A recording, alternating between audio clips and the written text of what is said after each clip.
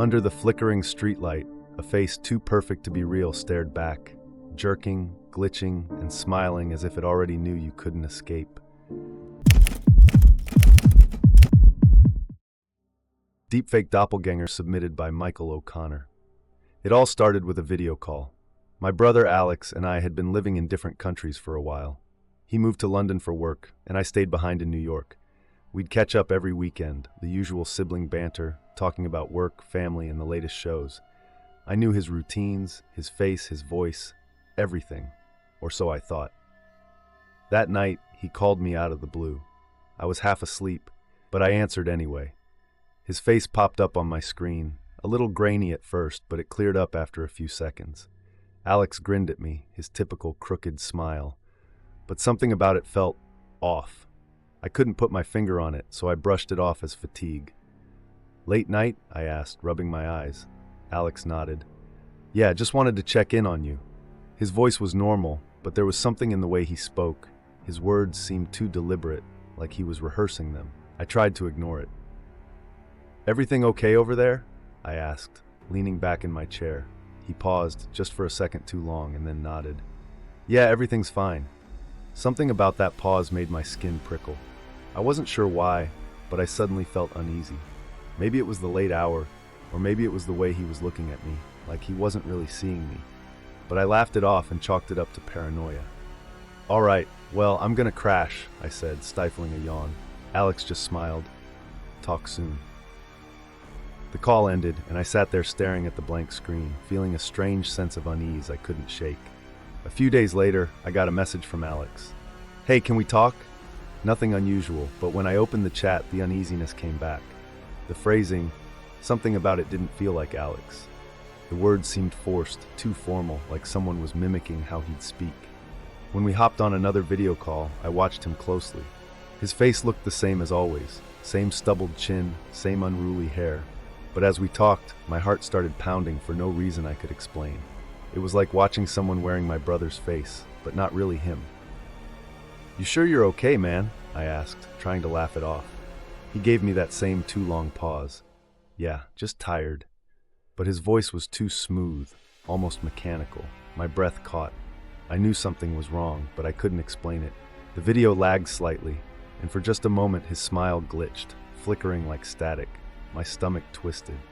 That night, I started digging around, looking up articles on deepfake technology and AI-driven impersonations. I had heard of deepfakes before, usually in the context of scams or fake videos impersonating celebrities. But what if? I found countless stories of scammers using deepfake tech to impersonate loved ones, tricking people into sending money or revealing personal information. But those were always low quality or easy to spot. This felt too real. My brother's voice, his mannerisms, everything was too perfect. Almost too perfect. I called him the next day. "Alex, I need to ask you something," I said, my voice shaking. "Sure," he replied, his tone casual. I hesitated. "Did we talk a few nights ago?" The silence on the other end stretched painfully long. "No, I haven't called you this week." My heart dropped. The call I'd had, the conversations, had they been with someone or something pretending to be Alex? I've been getting messages from you," I stammered, feeling the blood drain from my face. "I didn't send anything. Are you okay?" Alex's voice was concerned now, but I could barely focus. The unease had bloomed into full-on terror. Over the next few weeks, I started seeing Alex's face everywhere. He'd pop up in video calls, but I knew it wasn't him. There was always something just a little off. His smile was too wide, his eyes didn't blink naturally, and the pauses were always too long. I stopped answering the calls, but the messages kept coming. "Why aren't you answering? I miss you." I blocked his number, but the calls came from new ones, different accounts, different platforms, all with his face. The doppelganger was relentless, and no matter what I did, it kept finding ways to reach me. One night I was in bed when my phone buzzed again. I didn't want to look. I knew it was him, or the thing pretending to be him, but curiosity got the better of me. It was another message. "Why are you ignoring me?"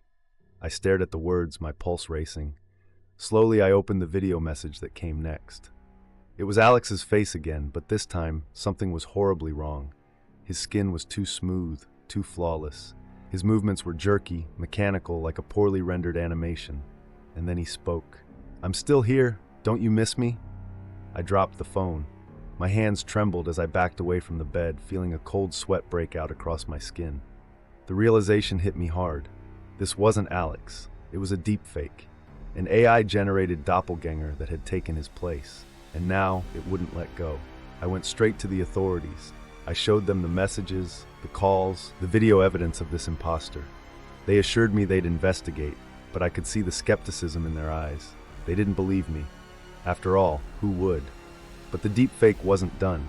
It started leaving messages for me at work, videos sent directly to my colleagues. It was Alex's face, but now it was more insistent, more threatening. Tell him to stop ignoring me. Everyone thought I was losing it. Even my boss pulled me aside, asking if I needed to take a break. I didn't know what to do. Everywhere I turned, the fake Alex was there. On my phone, in my inbox, and even in my nightmares. His smile would appear just as I was drifting off to sleep, that eerie, too perfect smile that never quite reached his eyes. I tried cutting off all my digital ties. I wiped my phone, deleted all my accounts, and threw my laptop in the trash. But somehow, it still found me. One night, I woke up to a familiar buzzing sound. I reached for my phone. Despite everything, I hadn't gotten rid of it. There, in the darkness, another message blinked on the screen. "Come outside." I froze, my heart hammering in my chest. Slowly, I got up and went to the window, pulling back the curtain just a crack. There, standing under the streetlight, was Alex. But it wasn't him. His movements were too smooth, his head jerking unnaturally, like a puppet on invisible strings. His mouth opened, but no sound came out. And then, without warning, his face began to glitch, parts of it pixelating, warping in and out of focus like a corrupted video file. I stumbled back from the window, the realization settling in my bones like ice. This wasn't just some prank, some elaborate trick. This was something else entirely. The deepfake had come for me.